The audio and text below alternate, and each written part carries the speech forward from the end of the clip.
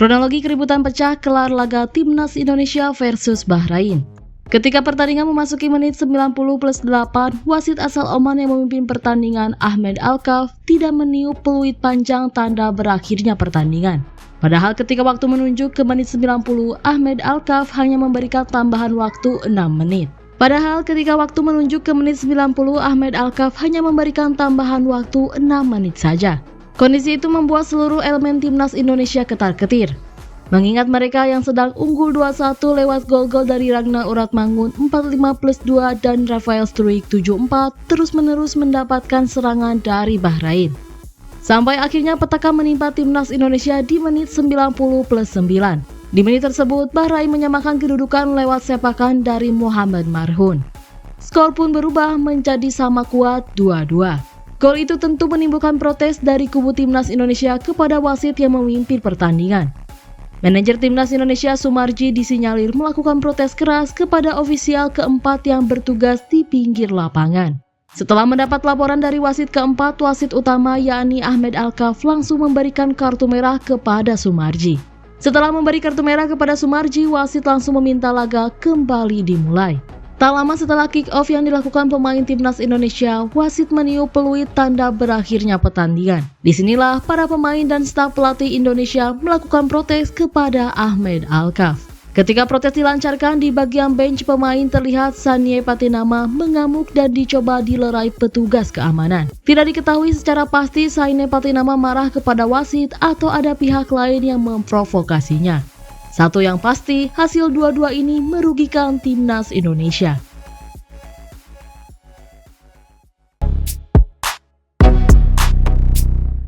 Penyerang Timnas Indonesia mulai buas. Kehadiran pelatih striker Yeom Ki-hun di tubuh Timnas Indonesia mulai memberikan dampak positif. Penyerang-penyerang Indonesia mulai menunjukkan ketajaman. Yeom Ki-hun didatangkan sebagai asisten pelatih dengan tugas utamanya sebagai pelatih striker. Ia diberi mandat untuk mengasah ketajaman penyerang-penyerang Timnas Indonesia. Tugas Yeom Ki-hun mulai menunjukkan hasil. Setelah Ramadan Sananta dan Hoki Caraka menunjukkan ketajaman di Liga 1, giliran Ragnar Oratmangun dan Rafael Struijk yang menampilkan insting buas mereka di depan gawang lawan. Pada laga lawan Bahrain, Timnas Indonesia sempat kesulitan menciptakan peluang dan melepaskan tembakan ke gawang. Bahkan hingga laga memasuki menit ke-45, Timnas Indonesia belum berhasil melepaskan tendangan ke gawang Bahrain.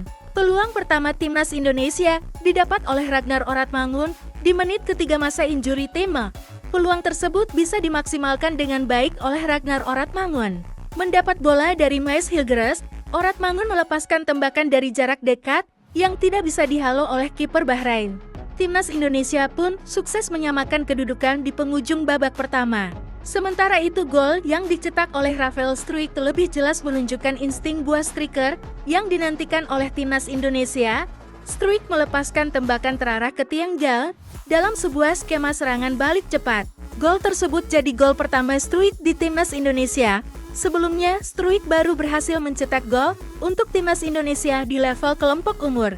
Dengan tren bagus di laga lawan Bahrain, untuk kali pertama mencetak gol dalam satu laga di babak ketiga kualifikasi Piala Dunia tahun 2026, hal tersebut diharapkan bisa berlanjut pada laga berikutnya.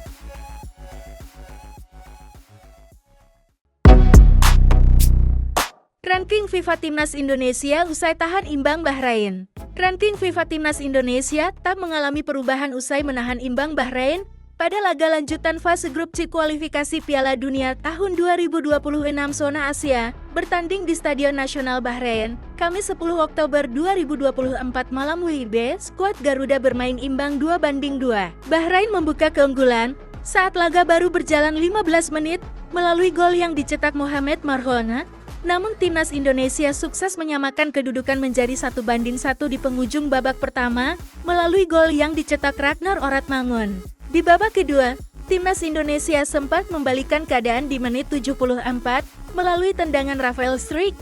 Tapi kemenangan yang sudah berada di depan mata dirusak lewat gol Marhoun di menit akhir. Mengutip data Volti Rankin, Jumat 11 Oktober 2024, hasil imbang ini membuat skuad Garuda mendapat tambahan 4,39 poin atau keseluruhan poin Indonesia menjadi 1128,56 angka. Dengan hasil itu, timnas Indonesia tetap berada di urutan 129.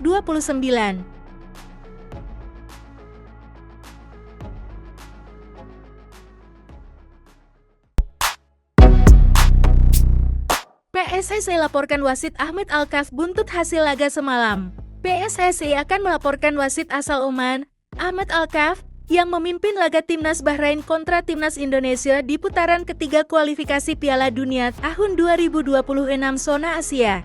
Ahmed Alkaf memberikan perpanjangan waktu selama 6 menit ketika Bahrain bermain imbang 2-2 melawan timnas Indonesia dalam matchday ketiga grup C di Bahrain National Stadion, Rifa, pada Kamis 10 Oktober 2024 malam waktu setempat. Namun, Ahmed Alkaf tidak meniup peluit panjang pada menit ke-96, melainkan pada menit ke-101, sehingga Bahrain bisa mencetak gol untuk menyamakan kedudukan.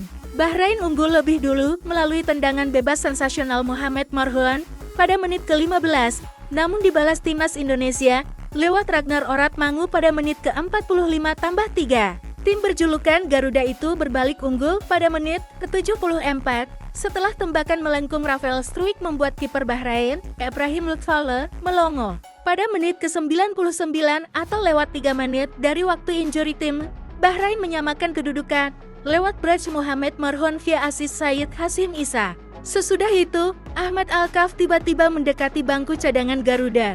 Pria berusia 41 tahun itu memberikan kartu merah, diduga kepada manajer timnas Indonesia, Sumarji. Terjadi keributan Ahmed Alkaf meniup peluit panjang. Sejumlah pemain timnas Indonesia, termasuk Sain Patinama, terlihat emosi dengan wasit berkepala pelontos itu. Kemenangan di depan mata timnas Indonesia atas Bahrain seolah direnggut oleh Ahmed Alkaf. Ya, kami kirim surat protes. Kami sangat kecewa dengan kepemimpinan wasit. Seperti menambah waktu sampai Bahrain menciptakan gol, ujar anggota Komite Eksekutif Exco PSSI, Arya Sinulinga, pada Jumat 11 Oktober 2024 dini hari WIB.